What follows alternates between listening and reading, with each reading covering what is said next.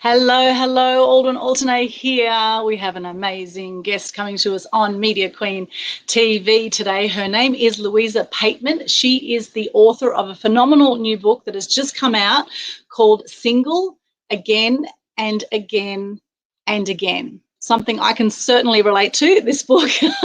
And the subtitle is, What Do You Do When Life Doesn't Go to Plan? Louisa, I am fascinated by this book and about your story. Louisa is phenomenal. We actually met years ago in Hawaii. We met at least 5 years ago and come full circle, and we always have amazing catch-ups and have a lot in common with our stories. So Yes. Louisa, welcome to Media Queen TV. Great to have you. Thanks, Aldwyn. Fantastic to have you. So now, what inspired this book for you? Can you tell us a little bit about your story? Yeah, definitely. So basically, I am a career woman, and I've travelled to over 70 countries. I've built my own property portfolio. And clearly, I tried 20 years to find my happily ever after. And after a dozen failed relationships and a biological clock that was ticking like crazy, I had to give up my dream of finding the one, right? So it was an incredibly difficult thing to do, but I decided that at 37 that I needed to salvage my hopes of motherhood, and thus led me on a journey to becoming a single mother by choice. And yeah, so yeah, I just wanted to put it out there and basically encourage young girls that to go and live your life, not to wait for Prince Charming. I've lived an amazing life, and all because I was willing to get off the couch and actually push through the boundaries of being single. And so I chose not to sit on the couch pining for the love of a man, even though I wanted, to find the one. And I ended up traveling and having a fantastic career. And so I just love to inspire women to, one, take their own unique life journey, and two, to have the courage to be single. As difficult as that may be, there is a lot of happiness that can be had from being single. And then for the women that are out there, they're in their 30s, that are struggling to find the happily ever after, that they're not alone, and that there are women living a parallel journey. And so hopefully, they can find some inspiration in my book. So yeah. Fantastic. I love that. And in the book, you talk about, this fairy tale that a lot of people are brought up with, thinking, it's like Cinderella, and suddenly you meet the one, and then, there's fairies and rainbows, and you live happily ever after once you meet the one, right? And it is such an illusion, right? And so many women stressed out because they're looking for this one, and the one never shows up, or they think they find the one and then they realize it's a false alarm again and again and again, which is probably another title, rather than Single Again and Again, false alarm again and again and again. So how can women get through that and get over that conditioning, that brainwashing that we've had as young girls to believe that the one is just going to show up and we'll be happy ever after? Look, it's actually incredibly difficult. So having gone through this journey, the hardest part for me was actually the mental process. So giving up my happily ever after was incredibly difficult, and I felt like a failure. So basically, all my friends around me were a couple. They were all getting married. They were all getting their happily ever after. I seemed to be the third wheel. I seemed to be the odd one out. And, I guess I call myself the expert on failed relationships, even though they were great relationships. But it was incredible.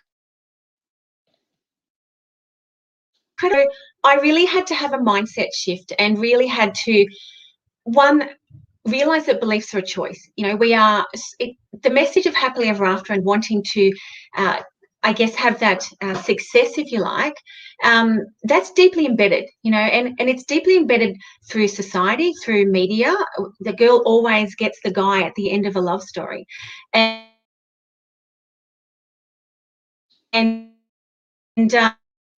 so sorry that your relationship failed.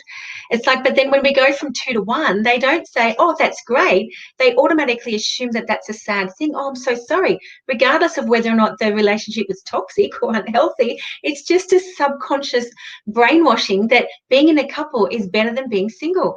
And we have it in our language. We have it in, society, religion, everywhere. And so for me, it was changing my belief. And that was incredibly difficult, and realizing that beliefs are a choice. And you're also conditioned that you want to fit in, so feeling like an outcast and feeling like you don't fit in can be incredibly difficult. And I guess for me, I also had to accept that friends and family, I was very grateful to have friends and family that loved me, but friends and family weren't traveling my journey, so they weren't walking the shoes of a 35-year-old single woman who wanted to have children. They couldn't give me advice.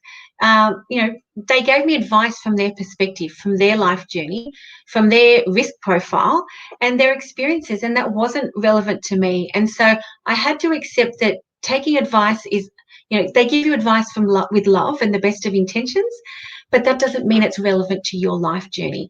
And I had to come to terms with that. And then I also had to come to terms with, I guess, the stigma of being a single mum. And I know that sounds terrible because there are so many single mums, whether that be by choice or not. It's just not something that I aspired to be because of this notion of happily ever after and how deeply ingrained it is within us. And so I really had to embrace this concept that, well, I didn't get the one, I got many that just didn't stick. But so I didn't get the one, but I've had some wonderful life experiences, and that journey is not mine, and I had to accept that doesn't mean that it's a failure. And in fact, I compare myself to my friends, and I think I'm incredibly blessed and incredibly lucky. So look, it was a very difficult thing to do, to get past that happily ever after notion. And I know that many, many, many women struggle because they've had decades of having that ingrained in their subconscious brain. But it was the best decision of my life. And so ironically, it was incredibly difficult to get to. And you'll read in my book that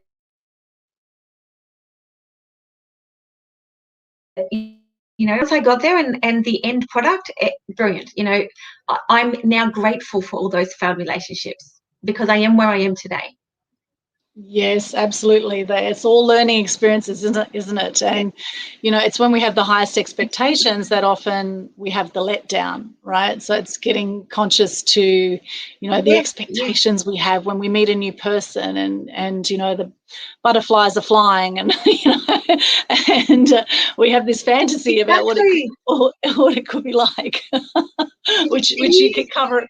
You cover that in your book. Yes, I know, and you have to learn to be resilient, and you go in with the best of intentions, and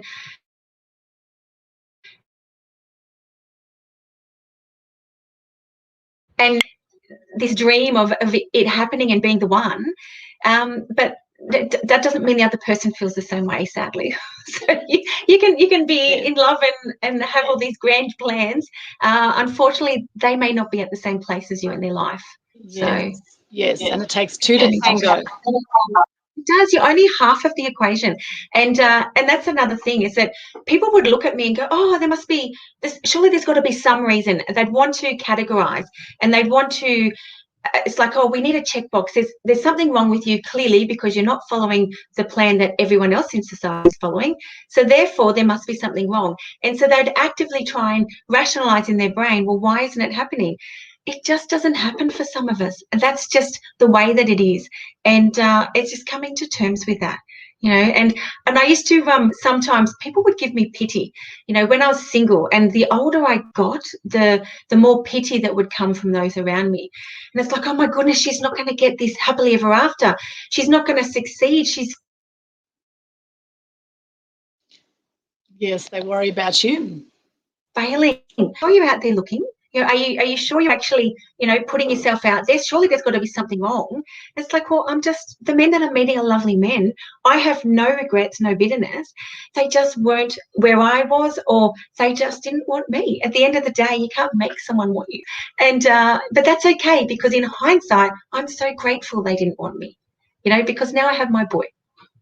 True love. We'll talk about true love. How do you know when you've met the one? The true love. Exactly. So, and that's the thing, I write in my book, after centuries of love stories, why is there no equation? Why could no one tell me what the checklist was? How do I know when I've met the one? And it's quite ironic. It's like, oh, you'll just know. It's like, well, I don't know. And it wasn't. It's like, where's the equation? I'm an engineer. It's like, where's the equation? Surely there's got to be a checklist. But it wasn't until I had my son. It was actually picking the sperm for my son that I felt that. And I was like, oh my goodness, that is the one, not my soulmate, but the one who is going to father my child or create my child. Amazing. And it was first go, wasn't it, with the IVF? It was first go. It was meant to be. And being an engineer, I was very clinical. I knew exactly what I wanted. I went in with my highlighters and went, okay, the administrator of the process was like, oh, okay, you're very organised. I'm like, yes, I know exactly what I want. So it was like, tick, tick, tick. Yep, that is the one. If only meeting for a relationship was that easy. Yes, and there's definitely pros and cons, with being in a relationship bringing up children and with not being in a relationship bringing up children. There's definitely pros and cons both ways. And, while it would be lovely for kids to have both parents to bring them up, often nowadays that doesn't end up happening anyway. A lot of people do end up single after having children. And that's exactly right. And the thing, coming to terms with that, I'm choosing to become a single mother. And so I had all the mental preparations to be single and to do this on my own. And I use the term I get to, I get to, when he was young, I get to change my son's nappies. I get to take him to school. I get to cook for him. I get to clean the house. And I'm just so grateful that I get to do those things. And so I was just grateful for what I had, instead of being upset about a partner who wasn't helping. And I'd go to the mothers groups and they'd all be bickering about their partners, going, oh, my husband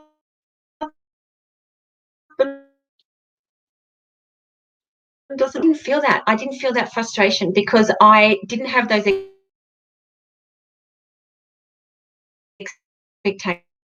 Yes. Yeah, so those that don't actually choose the path of single motherhood, they're not mentally prepared, I would presume. Yes, it's a very interesting path you've chosen, and you've got a beautiful son who's very well behaved, and he looks just like you, so you organised that really well. Yes, that was the plan. And he's such a good boy, and it's amazing how you've brought him up as a single mum who's been working also during this time and travelling. In fact, at age 47, you've travelled to 73 countries. You've got 73 countries. You've got multiple properties. And you actually chose to have your son solo using a sperm bank at age 37 after stressing out about the biological clock ticking, and also having more than 13 failed relationships since the age of 21. So that's a little bit of a snapshot for those who've just joined us. And welcome if you're watching this live. Welcome along here. So I think it's wonderful. You've done so much travel and you've had such an amazing life of luxury as a solo person, as a single mum. How has that been for you? I have, and my goal is to get to 100 countries. I think you were saying it's coming out a little Mozambique. bit. I'll get to. Okay. So, sorry. Yes, I was actually inspired to have a goal, if you like, when I went to Mozambique and travelled with this man. He just happened to be on a tour that I was on. And he was probably in his 80s, and he was about 160 something countries, and he wanted to get to all of them. And I was just so inspired by that. And so that was the point where, oh my goodness, I want to go. And so I decided I wanted to get to 100 countries. So I've still got 27 to go. My son's 9, and he's been to 17, I think, or 18. And yeah, and so he's a real little traveler. And the two of us together, we're a team, you know, and yeah, there's so many things that you can do as a single person or as a single mother, and you know, you just got to have the courage to get out there and do it, you know, and to have those exciting and rewarding life experiences. Yes, beautiful. Well, they say readers are leaders. And I think also if you travel, it gives you so much wisdom, and it really helps you open your mind, and makes people a lot more mature and a lot more appreciative of what they have when they actually do travel. Now, we know that Valentine's Day is coming up on Sunday, and it's interesting. We've been talking about, you know, single people are often like the outcasts when it comes to couples being together. Single people are seen as a sad situation. And in fact, on the 15th of February, there is actually a Singles Awareness Day, which stands for SAD. Can you believe that? It started in the UK. It stands for SAD. And so because of that, they started actually a National Singles Day. So it's NSD as opposed to SAD. But the fact is, there's nothing sad about being single. And in fact, you have to have that love for self before you can really bring that love to a relationship. So, Louisa, I'd love you to chat about how have you nurtured that self-love when you've had so many failed relationships? And you're not the only one. I've had a lot myself as well. So I've probably had more than 13, in fact, when I count them all up. But yes, a lot. Yeah, look, you know, the relationship with myself has probably been the most difficult, right? So, but the most involving, and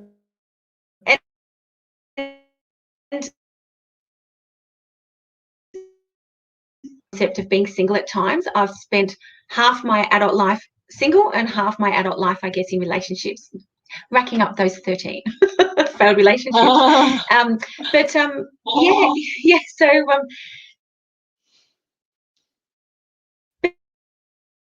and having it did take a while. Like I won't lie, when I was in my 20s and 30s, I really did struggle. So, you know, I can't say that I have a magic wand that I had when I was in my 20s and 30s, but it was because I had this thing hanging over my head that I needed to settle down before my biological clock, you know, exploded. And so I felt the pressure. Once I had my son, everything changed. So it was like this massive weight had been taken off me, and I could actually embrace being single. And I guess it was one of the things I like to do is when I come out of relationships, I like to write a list of all the things that I can do as a single person, so that I'm actually taking advantage of the fact that I'm single, because there are plenty of things that you can do on your own that you probably wouldn't do in a relationship. And I want to make sure that I'm actually using that time worthwhile. It's like, okay, I might meet someone, you know, in a year, I might meet someone tomorrow, I might not meet anyone at all, and then that's okay. But I want to have a list of things that I can do on my own, and that, you know, if I was to meet someone, you know, in a year or 2 years' time, I will feel that I've actually, you know, really embraced my being single. And yeah, so that's something I try to encourage people to do. But yeah, it's the relationship with myself has certainly been the most rewarding, and the biggest hurdles. But yes, got there. Yes, absolutely. And, you know, it's interesting on Valentine's Day that there's actually a lot of people who are single that do suffer depression at this time, that do feel very lonely. And in fact, in worst cases, people can actually be suicidal around Valentine's Day. And there's some interesting stats around this. So the Centers for Disease Control and Prevention report showed that relationship problems are the top cause of suicides today. And psychologists worldwide actually suggest that Valentine's Day on February 14, this Sunday, is the start of an annual rise in suicide rates that peak in April. It doesn't have to be this way, however, and half the thing is just getting conscious to when you're feeling down and feeling depressed that it's okay, because there's nothing wrong with being single. You come into the world alone, you leave alone, and of course we love company. Of course we love to share life with someone. However, you know, a lot of people are putting up with relationships that are really negative. They're putting up with physical, mental, emotional abuse in relationships because they so want to be in a relationship that it's actually very detrimental to your health. Yes. Can you speak a bit on that, Louisa? Yeah, it's interesting. I actually read an article in Psychology Today. It was talking about the reasons why people stay in long-term relationships when they're unhappy.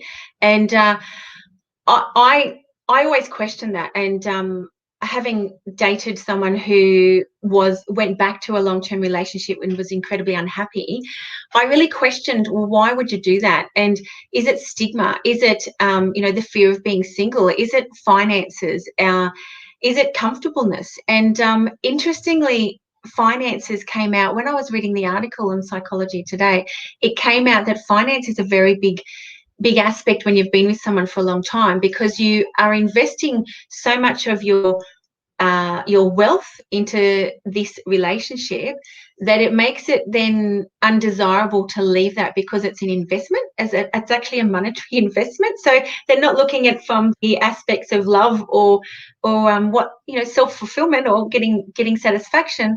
It makes people stay. But I'm really I talk to lots of people, and I try not to fall into the trap of assuming that other people have great relationships.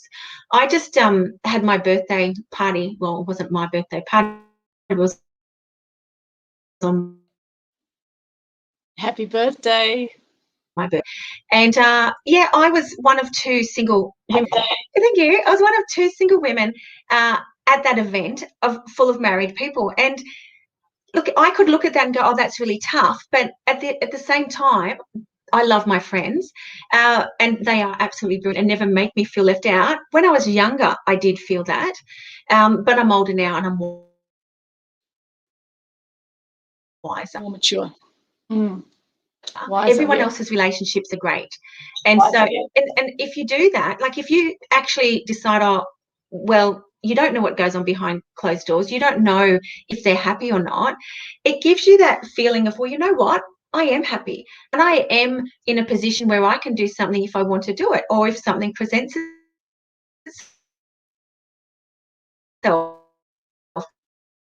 You don't have the courage, or you don't have the means or finances or whatever it is to get out of that, then you're trapped, and you don't have that opportunity. You don't have optimism, and I'd much rather be where I am. I'd much rather be single and have all, opportunity in front of me, and a clean slate, than, be trapped in something that's, holding you back, or you're not evolving to be the person that you are meant to be or want to be. And so I try really hard to remind myself that, it's just a status. Being single is just what it is. It's actually just a state of being, right? At the end of the day, whether you're in a relationship or you're single, it doesn't matter. The goal should be happiness. The goal shouldn't be, oh, have a relationship. The goal should be happiness. And if that means that being happy single, or if that means being happy in a relationship, it doesn't matter. It's just finding happiness. Yes, I love that. Finding happiness, it's so important. We have here at Southport, we have what we call the Happy House, and it's actually named after the Susie and the Banshee song Happy House. And, we've got all sorts of, happy things out in society. People want to be happy. They strive for this happiness. And, the happiness must come from within first, right? Must come from within first. And if you're not happy and you're not loving your life and you're not passionate about what you're doing, then you will potentially end up depressed, and you will end up lonely and not living a happy life, in which case you're going to repel people from your life. If you are enjoying your life, you will naturally draw people in and be like a magnet. Yes. So I know you have some great tips, Louisa, on how to be happily single, and I'd love for you to share those with us. Sure. You're an amazing lady, having been a civil engineer for 25 years. I think that's extraordinary. My dad's a civil engineer as well. I think that's extraordinary for someone who's been a civil engineer to be, so out there and so, so embracing life, rather than sort of someone who could be, very techie and maybe stuck behind a computer all day.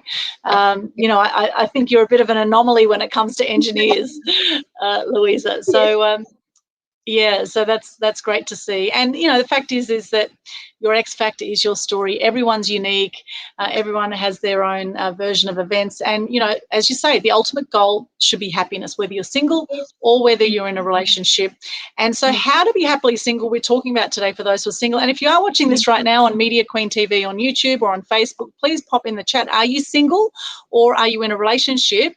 And what is your number one tip to be either happily single or happily in a relationship? So just pop into the chat there, and I'd love to hear also where you are watching us from. Pop into the comments and we can share it up on the screen. Okay, so what are your tips for being happily single, Louisa? Yeah, look, embrace and accept your situation. Right.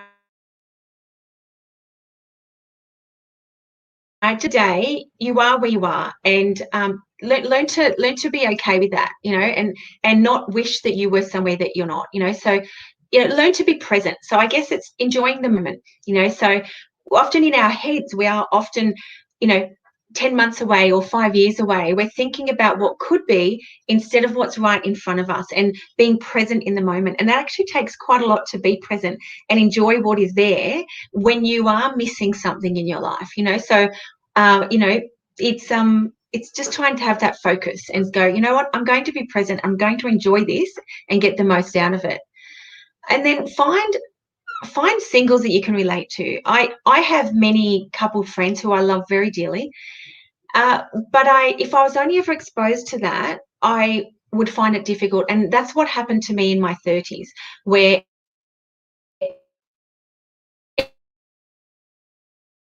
everyone was finding some girlfriends, or even just finding single male friends that maybe they just aren't into you.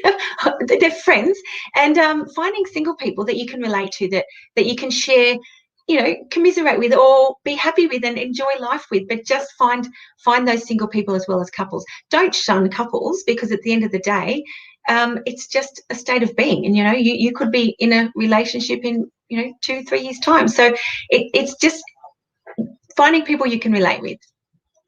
Another one would be to love yourself and appreciate your self-worth. I have this saying that's basically, you determine your own worth by what you will and won't put up with.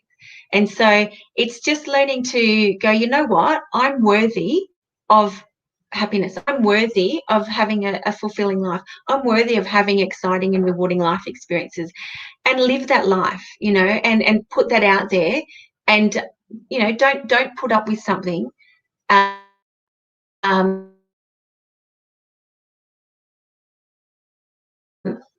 and I guess another thing, just on that, is find inner contentment. It's I guess it's a hard thing to explain, but being at peace with yourself, and and however that may be, but just finding that inner peace, and staying optimistic, staying optimistic about life, and having an attitude of gratitude.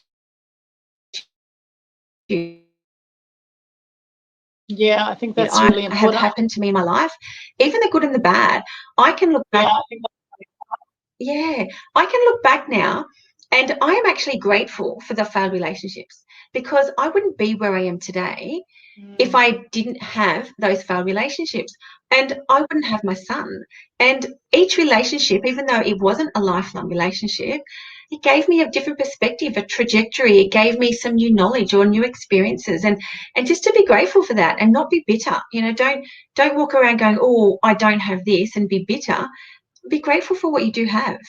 And I guess another thing I like to do is, whenever I'm feeling a little bit down, is take a bigger picture. So it's a kind of a weird thing that I do, but I sort of float myself up and look down on myself and go, you know what? Think macro. Our lives are so small when you think of the universe, and it's like our troubles are so minuscule, really, in the whole life perspective. And so our troubles will come and go, and just to have that bigger picture and that macro picture of your life in the scheme of everything, sometimes that can help. It's like, well, you know what, I can get through this, and I will have better days, and it's not all that bad. Absolutely. I just want to touch on a previous point you said about self-worth. And, you know, there's a great saying that people will treat you as you allow them to treat you. And, you know, if you're putting up or tolerating bad behavior from someone else, then it is saying by what actually you accept a lot about you. There seems to be a little delay in the the internet, but yeah, it says a lot about you, right? So just notice, you know, are you putting up with some bad treatment right now? And if you are, then at any moment you can make a choice to walk away from that. Okay, because we all deserve to be treated well, and you know that starts with also treating yourself well and not allowing bad behavior. Because if you tolerate it, you will keep getting it potentially. 100%, yes. And I guess that's the thing, is that I chose not to have bad relationships, and yes, I ended up with over a dozen, but I chose not to put up with something bad, and you know, I'm happy with that. So you know, at the end of the day, I as I say, I had to cut a few duds along the way in order to get where I wanted to be. I wasn't willing to put up with something that was, you know, not that I'm overly difficult or I don't think I'm fussy. It's just that, you know, if it wasn't something that was you know, giving me fulfillment or making me be the best version of me, then sometimes I had to let it go. Yes, absolutely. And what other tips have you got on how to be happily single for us today? Great tips, by the way. What are you getting out of this, watching this right now? Just pop something in the comments. What are you getting so far? Thanks, Louisa. Yeah, and I guess it's going back to that thing I mentioned before, where having a list, you know, have a checklist, and yeah, just really embracing what you have. You know, I guess I have a list each January. I write a list of all the things I'd like to get done that year. And you know, I'd like to, this year, because of COVID, I'm looking at to take my mum along too. And so it's finding those experiences that you can do as a single person, you know, and if girlfriends are great. I've certainly been very blessed with my girlfriends. With Yes. my girlfriend for any man. So, you know, it's just finding those experiences, and you know, it's mindset. There's a lot of mindset involved. Yes, absolutely. So I missed the bit where you said you wanted to take your mum somewhere. It's just cut out. The internet cut out for a minute. Where do you want to take your mum? Okay, so I'm looking to, given if the restrictions are okay, I'm looking to take my mother up to Uluru, and hopefully over Easter, where my son and I are flying over to Perth to visit some friends, and we're just going to embrace Australia this year. So we've decided, okay, let's travel around Australia and make the most of that. And yeah, it's the two of us, and we'll go and explore. Fantastic. And what a beautiful place to explore too. I must say Australia is one of the most beautiful parts of the world. So we are very blessed here that we do have such a vast country of sweeping plains, right? We have such an amazing country here to explore. So I'm absolutely grateful for that. So how to be happily single and avoid depression. Now, along the lines of depression, something I'm really passionate about is to inspire more truth and good news in the media to also decrease depression. And that's around the messaging. It's around the messaging that we consume from the mass media and the messages that we tell ourselves that can either lead to depression, that can lift us up, that can appreciate us or depreciate us or have us depressed, right? So notice the conversations you're having with yourself. What are they appreciating you or are they depreciating you? Are there people around you that are appreciating you and lifting you up or depreciating you? And the more you can come into love and gratitude, the better experience of life you will have and others around you will have. And I actually have a little love heart to represent love. Okay, and I do have a magic wand here. You said you didn't have a magic wand. There is a magic wand here in the house. So anything is possible for you and your life. Okay, so there's no magic wand, but there is a magic wand, and at any moment you can create what you want. So what are some other great tips you've got there? Really loving this, Louisa. Some other great tips for how to be happily single and avoid depression this Valentine's Day and in fact all year round. Yeah, look, I think beliefs are a big thing. I think you should question your beliefs. And we have this belief system that, and again, it comes down to the happily ever after, the what society tells us to believe. Believing that being in a relationship is better than being single. And have a look at your beliefs and what are those beliefs serving you. At the end of the day, if you hold on to a belief that being in a relationship is better than being single, then that life will be better even with someone else, then that's not serving you. So changing your beliefs and believe that, believe that you will have a rewarding life on your own, and that you can have a rewarding life on your own. And so, I think beliefs are something for me. When I realized that beliefs were a choice, that was a penny drop for me. I just assumed that my elders knew what they were doing when they said, Marty, they said, this is the path that you're going to follow. I think it was a big eye opener to have that change. And so another thing was, I guess, when people give you pity, it's hard. So they give you pity, and coming back from that, you reflect and you think, well, hang on a second, where does that come from? And so I think understanding that people will give you what they think is right for them, and they will give you advice which is right for them, but don't take it on board. When I say don't take it on board, just take it with love and you're traveling your own path and they're traveling their own path, and what's right for them is not necessarily what's right for you. Yes, so true, so true. Your beliefs are so important. And doing work on yourself, doing the personal development work too. I know you've done a lot of work on yourself, Louisa, as I have. So, how important would you say that is also for people living happily single? Oh, for me, I completely beneficial. So for me, I have loved it and I've evolved from it. So I know myself so much better, and I have got a really good relationship with myself now as a result of doing all of that personal development. So definitely worthwhile and incredibly eye-opening. I've grown as a person, and I love that. I love that I'm able to look at different things from different perspectives. I kind of see situations like a prism. And you've got different people will have different points of view, and they're like the faces of a prism, and they come from different perspectives. And so someone who's maybe been married for 30 years, they will look at a situation, you being single, and they will have their perspectives, and it'll be based on their life story. And then there'll be other people with different perspectives. And remembering that there's more than one perspective to a situation, that's a very healthy thing. And if you are able to rationalize things and understand that, well, okay, that's maybe one person's point of view, but that doesn't mean it's the only point of view. And just there's lots to be said for personal development. And definitely it's certainly helped me. And my life journey has been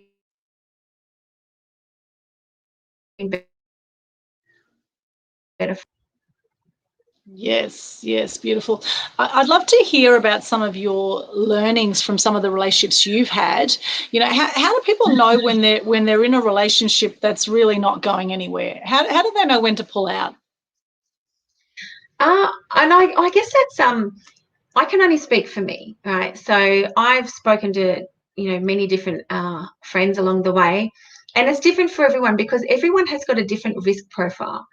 And it's understanding what your deal breakers are. And I guess for me, knowing when to get out of a relationship, I I have in the book, it's I talk in the book about catalysts, which is not necessarily a great thing, but if you start being attracted to someone else, and not to say that that person is the right person for you, but when you start to question what you've got and if there's something better out there, I think that that's your first sign that you either fix the relationship now or you get out. And so I call them catalysts because I'd been in a relationship relationship was struggling and things were going wrong, and I would try to fix those things. But after a period of time, sometimes I would find myself being attracted to someone else. And that to me was like, oh my goodness, red flag. I need to fix now what's in my relationship, because that to me is an indication that, something, the relationship is going downhill in a big way. So I would use that as a mechanism. Not that it happened a lot, I must say, but there was a couple of times there, certainly, when it did. And for me, that was I even went to counselling at one point just to say, okay, this is happening, how this is affecting the relationship. And so, and then it's understanding that I call them catalysts, because it's nice to have hope. That if you're leaving a relationship and going out on your own, particularly if you don't have people around you that are single, to have hope that you will potentially find someone else out there again. It doesn't have to necessarily be that person, but it's just showing you that, you do have desires that potentially aren't being met, and that there will be potentially others out there. Maybe not now, maybe not in a year, but in times to come. And so I've used that, I guess, as a mechanism to go, okay, I need to address the deficiencies in the relationship. But in addition to that, it's more about who you want to be, and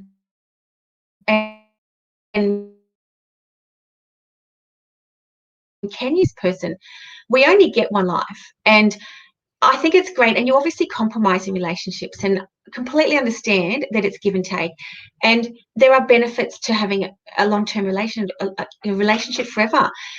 But there's also benefits to having multiple. And, I mean that with the best of intentions, because I have been able to grow and travel and have a great career as a result of being single for periods of time.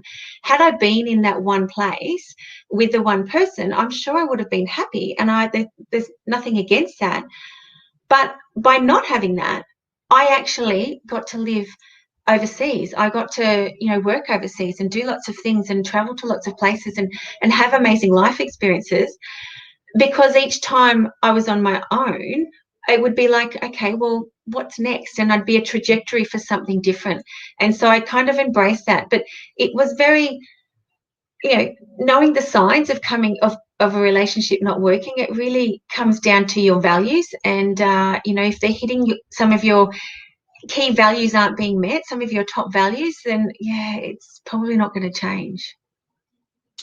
Yes, some very good points there. I love that about the catalyst to look out for. And it's interesting now, with the online dating world, it's such a disposable society, it seems, with, swipe left, swipe right. You can always just pick up someone else. There could be just, that people think the grass is greener on the other side, etc. A lot, right? And so it's like, it's almost like people are just never satisfied with what they have.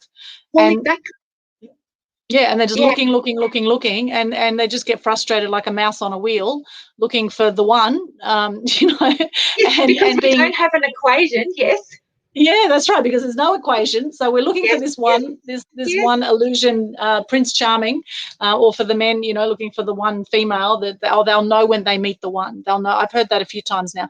You'll know when you meet the one. Well, as you say, how do you know? How do you know when you meet the one? I mean, we all have feelings. I mean, I've had some very lustful, intense feelings with people. That doesn't mean they're the one. Yes, exactly. They could be the one for that night or for a short time, but not that I'm into one night stands, but I've had my moments. Yes, so. I feel sorry for exactly. Nowadays with internet dating, it's an interesting concept. Is internet dating killing serendipity? Right. So it's a real interesting, concept. And so I have only dabbled in internet dating, and I certainly, it's a minefield. It's brutal. But for those that are doing that, hey, that's great. Keep going. That's great.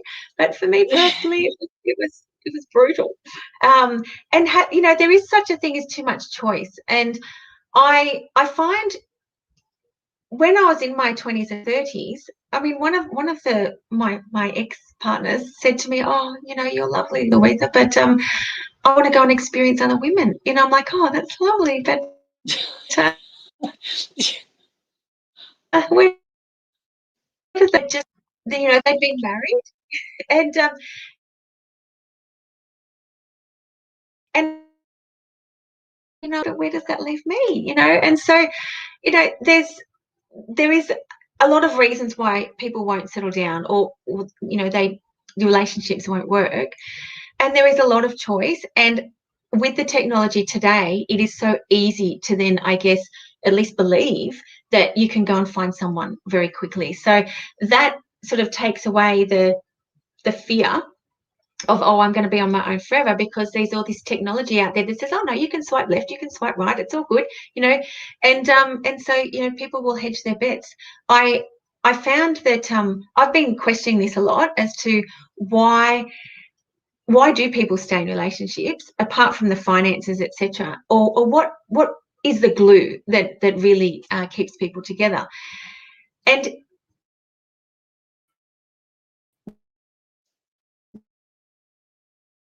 kids are coming to it from my age, which is, you know, late 40s. You know, if you're coming to it at that age, what is it that's going to make it stick? You know, if you don't have you haven't built the finances together, you don't have that background, you don't have the kids that are pulling you together, what is it that's going to make it stick? And I don't have the answer, but I can understand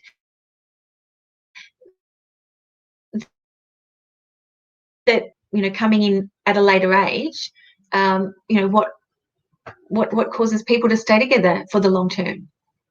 Well, yeah, I mean, my parents have been together 51 years, and you know, they made a commitment, they made their vows at the wedding, and they've stuck by it, you know, and that seems to be such a rare thing nowadays. So it's obviously possible out there, but you know, the next generation, you know, it's like the family values have gone. Of course, back then they didn't have online dating either. So the whole world has changed so much. Back then, you know, people actually met physically and they had some kind of attraction, as opposed to, you know, going off a few photos and a few, you know, dick pics, as we say, you know, not the girls want that, of course, but the guys for some reason want to keep sending them.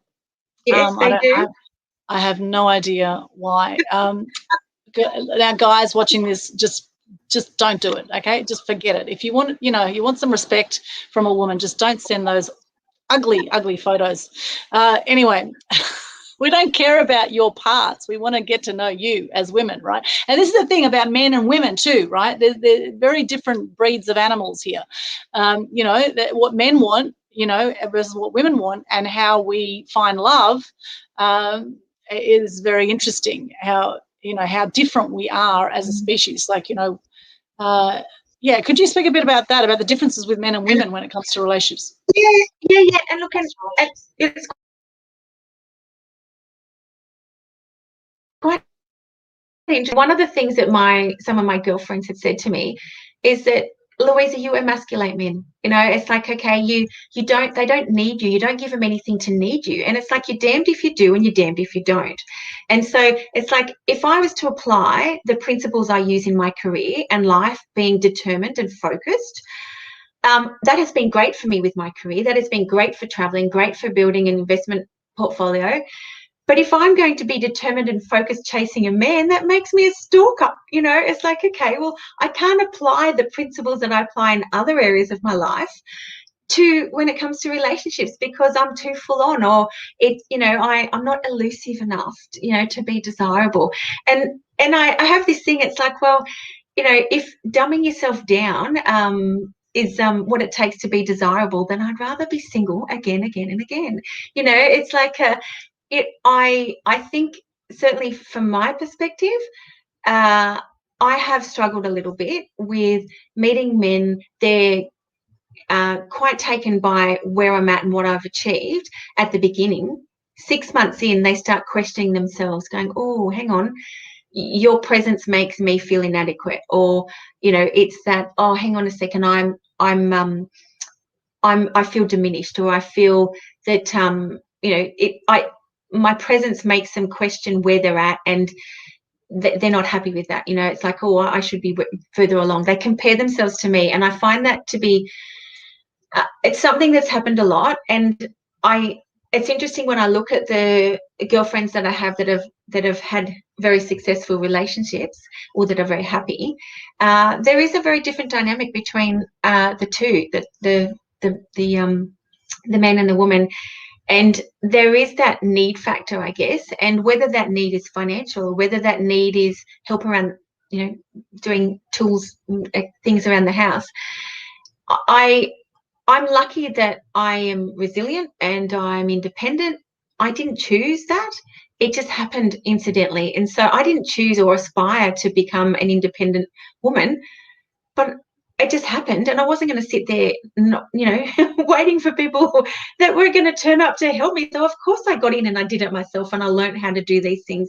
And, but it means that I can do things on my own. And sometimes that is very, I guess it's a negative sometimes when it comes to finding a partner.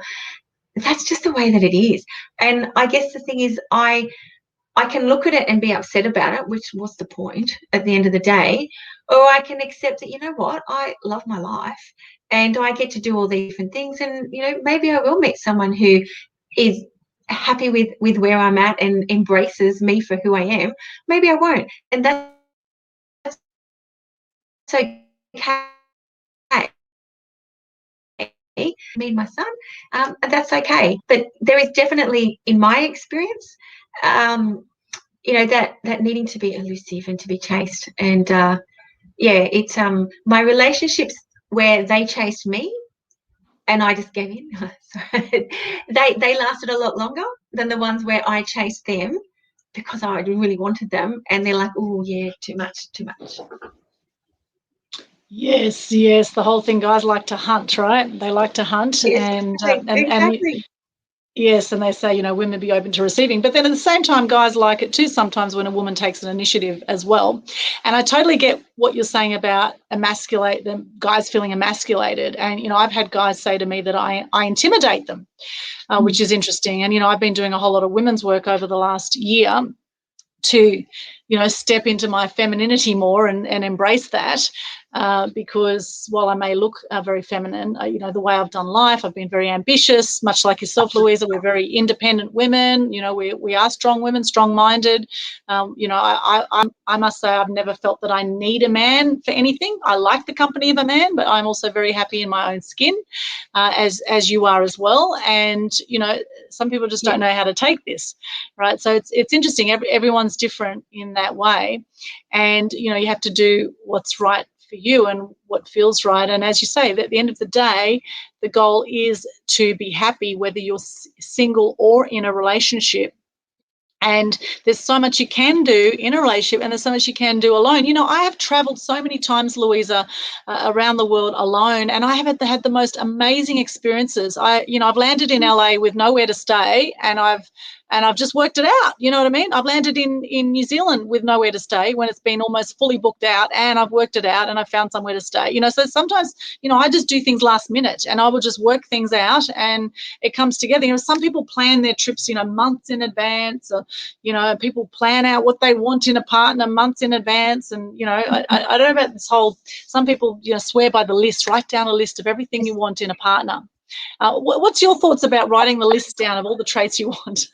Yeah, so when I got to, it was actually a long way into my adulthood. I have a friend over in England, Patsy, in the book, and she's adorable. We met in Greece, and she's a gun.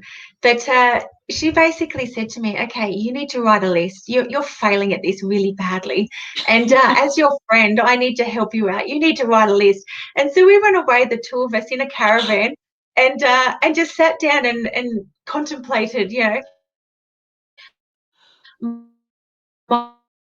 my made me write a list of what I must have, what I definitely won't have, and what I'm willing to compromise. And so I wrote the list, but I'm still single. So yes, I'm still single. But yes, so, It's so, like that. I mean, I I'm know still I've got single maybe after 3 or all 4. this time. Yes, yes, exactly. Well, Look, Elton there's a John. few deal breakers. At the end of the day, yes. I'm So, st- so I'm look, still there's standing going to on. be. Sorry, Yes. Okay. that's it. Exactly. Yeah. So the list might work for some people, but others have to be more patient. Clearly, with this. eggs, exactly. Look, I've got my deal breakers, and they're based on some of my values. So, but that's only a few, you know, and I know what I'm attracted to. So there's certain things that I will be attracted to. But yeah, the whole list. I've when I was younger, I actually talk about in my book about having a list and the criterion, right? So when I was in my 20s, the bar was high and I had all this opportunity because I had plenty of time. It's like, oh yeah, I can pick and choose. I can do this. And then as you get into your 30s, like, oh, hang on a second, I'll just lower that bar a little bit. And then you're getting into your mid 30s and like, oh, I'll just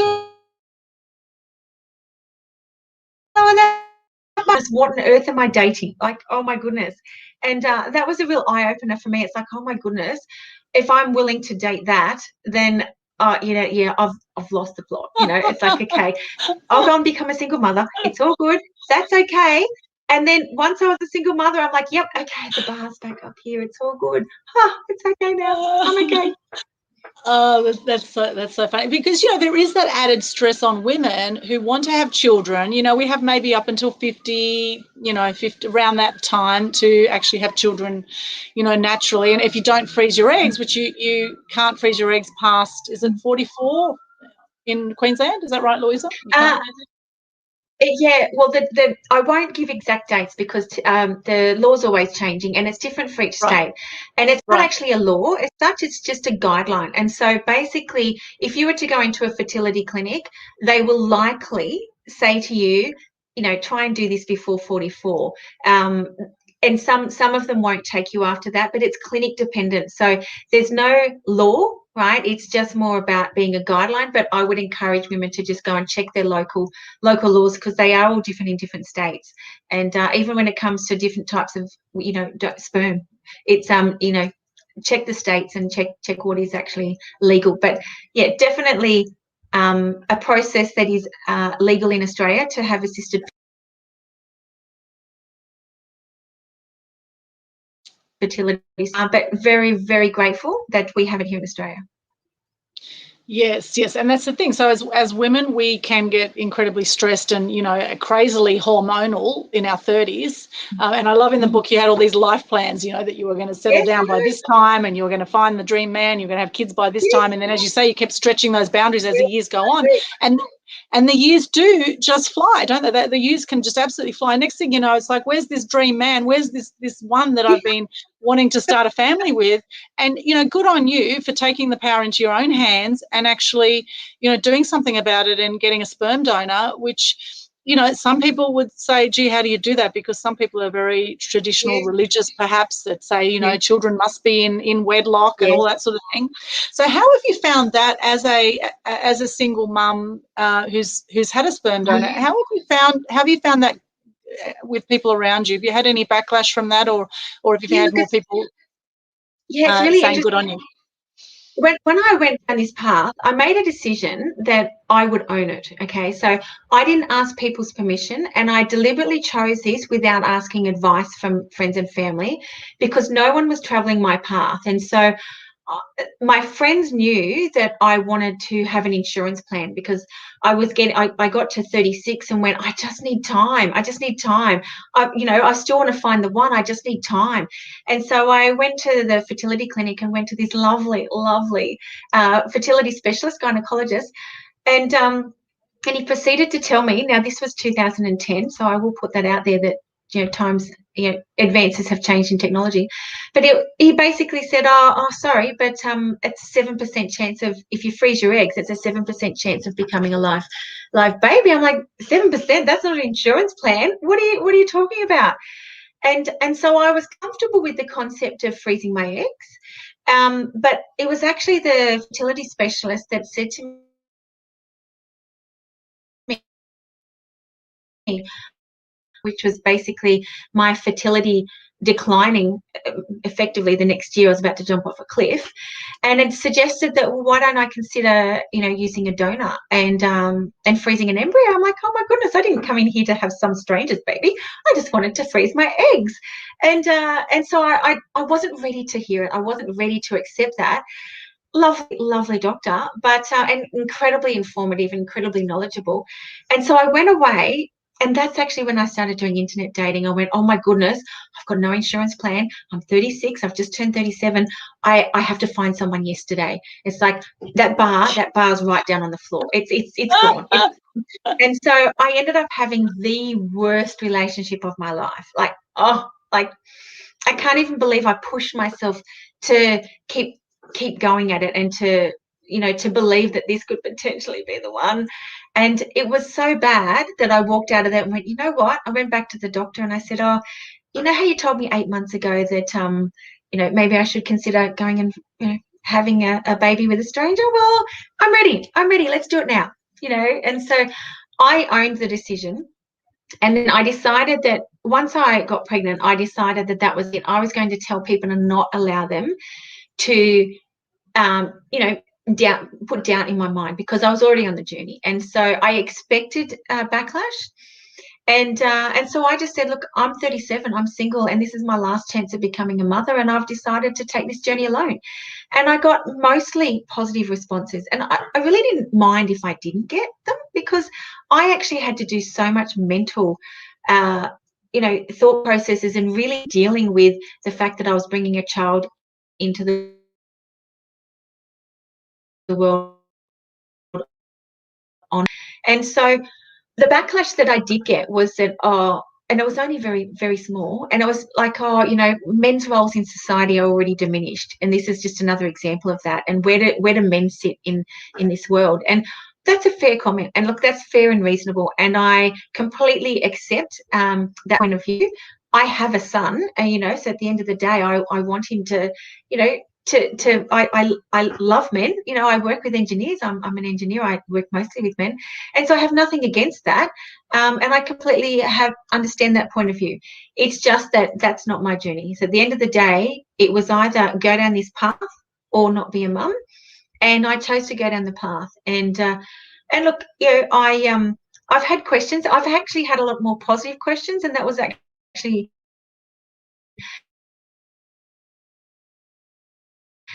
from parents of daughters basically saying, oh, my daughter's in her 30s, do you think you can have a talk with her?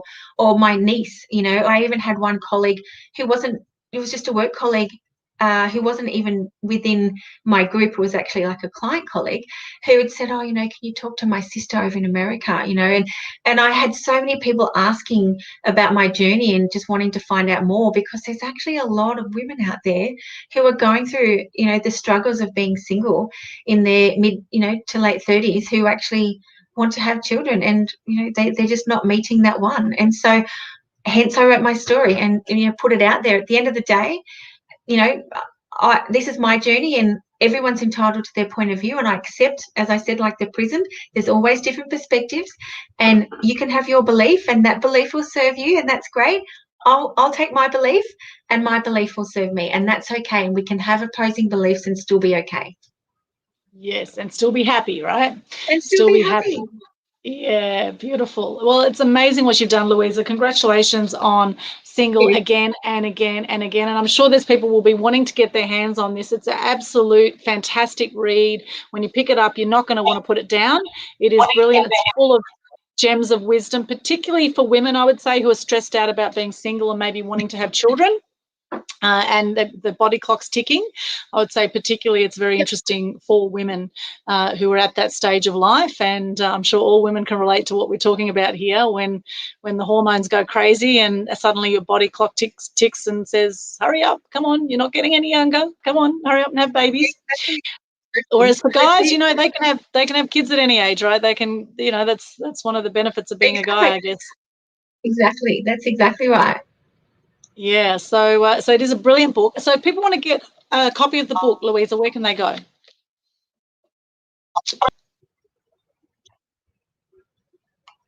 Sorry, say that again. So if people want a copy of the book, where do they go? Yes. Oh, yeah. So basically, it's available online at all major bookstores, and so it's available via ebook, and so you can go into Amazon, Apple, Google Play, any online major store, or you can order a copy through any of those major online stores. There's also an audio book, and that's available through Amazon. It's also available Are you there? Yeah. Oh, we're back again. Back oh, again. Sorry, missed you there. There's been What's going on? a few It's tech all issues today. We're in Mercury retrograde still, so weird tech stuff is happening. So I heard it's on Amazon and online. It's on online. So basically, it's available in ebook. It's available as a paperback. It's also available as an audiobook. And so anywhere that audiobooks are sold, it's available. And anywhere that ebooks are sold online, it's available. And if you want the hard copy, it's available at Booktopia, available on Amazon. It's available at any of those online book depository, all of those stores you can order it. Fantastic. And also you have a Facebook page, Louisa? I have a Facebook page, Louisa Pateman. So, yes, Louisa. And you can send messages there. Awesome. So look up Louisa Pateman, author, and you'll find Louisa Pateman there on Facebook, and you can connect with her directly. She's based on the Gold Coast. Maybe you could even catch up and she could sign it for you potentially. So if you'd like to meet Louisa in the Gold Coast area, potentially that could be an option for you. Thank you so much for your time, Louisa. It's been an absolute pleasure chatting with you. I love your life story and all the wisdom you've shared today, and there's so much more we could keep talking about. It really is extraordinary, and I know you're going to be on Juice FM tomorrow morning, 107.3 FM, if anyone is in the Gold Coast area, at 7:30 a.m. on Good Taste Brekkie with Chloe. So make sure you tune into 107.3 FM tomorrow morning and check out the radio interview as well. So congratulations for that, Louisa. That's going to be amazing tomorrow morning. Tune in, and if you like what you've seen, share the love, like the post, share the post, comment on the post, make some comments about what you got out of this interview and what you're going to take on board from here. Love to see in the comments. And if you have any questions at all for Louisa or myself, then make sure you pop those also into the comments wherever you're watching this, on Facebook or on YouTube. Subscribe to Media Queen TV if you haven't already. There's over 580 videos on there now. I've been going a little bit crazy with interviews and video content. So there's a whole lot of inspiring interviews on there, and you can watch the replay of this, of course, on there as well, and other amazing interviews I've done with the likes of David Icke and Michael DeMaco Rowland, who is no longer with us, one of the foundation personal development people in Australia. Michael DeMaco Rowland. I've got 2 interviews of him with him on my Media Queen TV channel on YouTube. So check that out too. And happy Valentine's Day and happy National Singles Day for those who are single on the 15th of February. Or Singles Awareness Day if you want to feel sad for a moment, but we recommend you don't feel sad and you hop on to National Singles Day and appreciate that one, and look at ways you can be happily single. And any other tips you have for us, pop into the comments. Any other tips on being happily single, whether you're in a relationship or not in a relationship, please pop into the chat. Any final words, Louisa? I'd love to just inspire women to go out there and live their own unique life journey and have the courage to be single. You know, it's actually a great way to be. Yes, absolutely. It does take courage, and that's something you have in leaps and bounds there, Louisa. You have lots of courage, and you have an extraordinary life with your beautiful son. So congratulations to you. It takes guts to do what you've done, and it is extraordinary. I've seen how happy the two of you are together, and what an amazing boy you have created. With your sperm donor, wherever he may be, is in America somewhere, I think you said. So thank you, sperm donor, the father over there. Thank you. Exactly. Thank you very much for passing that on. You've created a beautiful boy. So well done on that, and congratulations on the book, and many more to come as well. So Single Again and Again and Again. Check it out, Louisa Pateman. Connect with her on Facebook and do a search for the book. You'll find it online. And you can connect with me. I've got a whole lot of events coming up too. I've got Free Publicity Secrets workshop coming up on the 23rd of February. You can hop on there. It's 9 till 1 p.m. Australian Eastern Standard Time. And also we have Mass Media Tribe meetup coming up on the 3rd of March. And that is with a TV reporter from Perth, who's going to be speaking about confidence on camera in business. That's Carmen Braidwood. She will be presenting on that night. And then the Global Good News Challenge coming up 1st to the 3rd of March as well, to help inspire more gratitude, more love, more good news anything is possible for you, and how you do life is all up to you in any moment. So here's to you having a magical life, making the most of every moment, having that love for yourself. As my girlfriend Tracy Corman from Two's Company says, all the love that is there for others is also there for you. That love you have inside you is there for you and for others. So remembering that self-love too, and doing what you love to do, and nurturing yourself, being kind to yourself so you can be kind to others. Thanks once again, Louisa. Thank you for watching, and we will see you again soon. Have a beautiful day or night wherever you are in the world. Bye for now. Thank you.